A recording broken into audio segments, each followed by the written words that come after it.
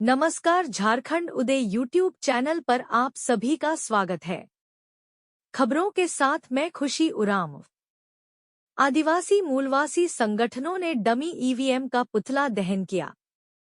रांची, शनिवार को जयपाल सिंह स्टेडियम से सैकड़ों की संख्या में आदिवासी मूलवासियों ने बैलेट पेपर से चुनाव कराने की मांग को तेज करते हुए झारखंड में भी कई सामाजिक संगठनों द्वारा ईवीएम मशीन का विरोध कर रहा है।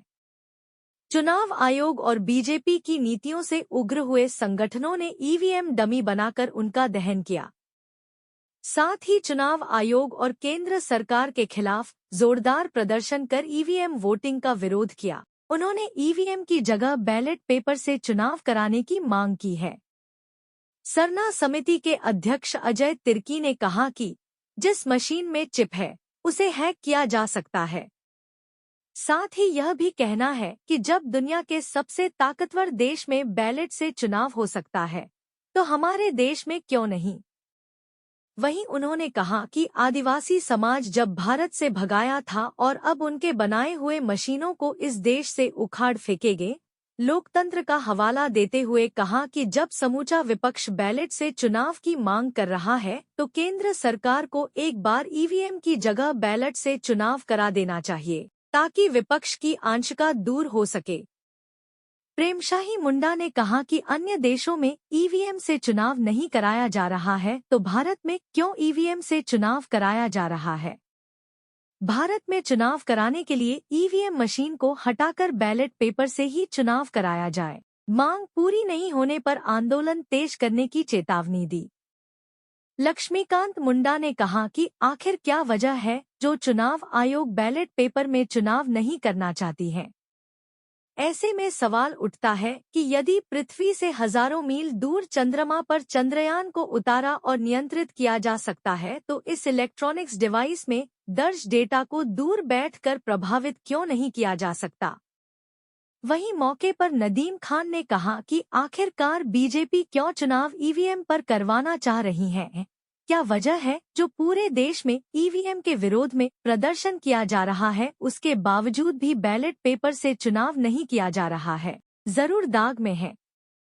मौके पर प्रकाश हंस, कैलाश उरांव, मुन्ना उरांव, निर्जना हेरंज टोप्पो, राहुल तिर्की, संदीप तिर्की, विजय बड़ाइक, रंजू, शिवा कच्छप, परमेश्वर, सलीना लकड़ा, रमेश चंद उरांव, लाला महली, दिनेश कच्छप आदि लोगों ने शामिल हो ईवीएम का विरोध जताया। रांची, मुख्यमंत्री चंपाई सोरेन ने बजट सत्र के समापन भाषण में कहा कि केंद्र की भाजपा सरकार आदिवासियों की अस्मिता को समाप्त करना चाह रही है।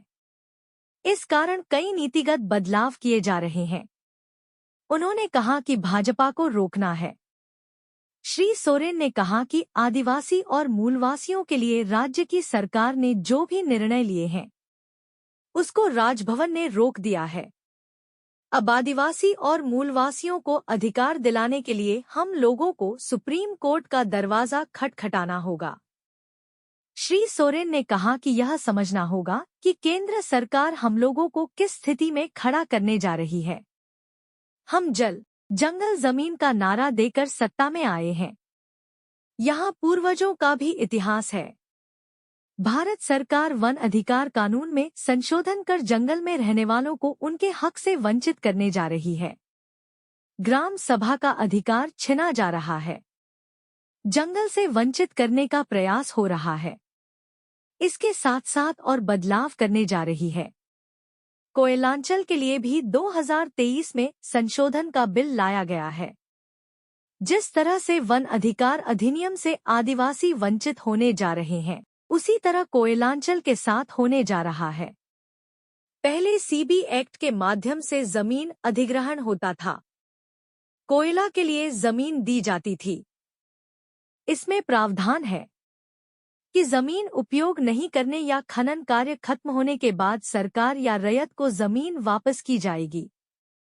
अब कोयलांचल में जमीन मिल जाएगी, वह आजीवन रख सकता है। यहाँ राज्य सरकार या रैयत का अधिकार नहीं होगा। और ये जो कोयलांचल में भी जो अमेंडमेंट बिल ला रहा है, अब झारखंडी को बचना है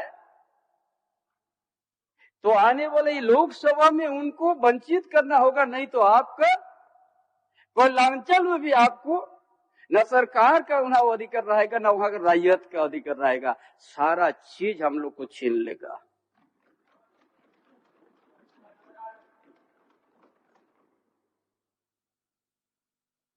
कौन कहेगा पार्लियामेंट में?